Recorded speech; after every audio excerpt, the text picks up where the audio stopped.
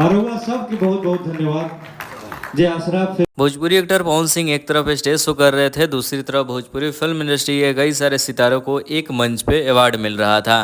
खैर देखते हैं पवन सिंह को अवार्ड मिले या फिर नहीं। फिर बहुत सारे लोग सोच रहे थे पवन सिंह जब गए नहीं तो अवार्ड कैसे मिल सकता है। भाई मिलता है, एक दूसरे के नाम पे कोई और लेकर अवार्ड चला आता है। जैसे कि स्क्रीन के ऊपर दिखाई दे रहा होगा कि साई लाल यादव के फिल्म को बेस्ट फिल्म का अवार्ड मिला है संघर्ष 2। सारे अवार्ड संघर्ष 2 को ही दे दिया क्या। दूसरी तरफ थोड़ा बैक में देखोगे तो बेस्ट डायलॉग का अवार्ड, दूसरी तरफ राइट बैक साइड में संघर्ष 2 को ही शायद कोई और अवार्ड मिला है। मतलब संघर्ष 2 को 3-3 अवार्ड मिले हैं। वीडियो में अगर आगे बात करें तो रितेश पांडे को 3-3 अवार्ड मिले हैं, स्क्रीन के ऊपर दिखाई दे रहा होगा।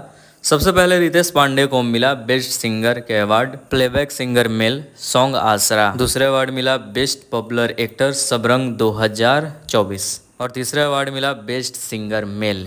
यानी सिंगर के मामले में सारे अवार्ड रितेश पांडे ले जा चुके हैं और फिल्म के अवार्ड सारे अवार्ड खेसारी लाल यादव के फिल्म संघर्ष 2 को मिल चुका है। पवन सिंह को एक भी अवार्ड नहीं मिले। इन सभी चीज़ों पे क्या कुछ कहना चाहते हैं, कमेंट बॉक्स खुला हुआ है, लिखे, साथ में वीडियो को शेयर करें।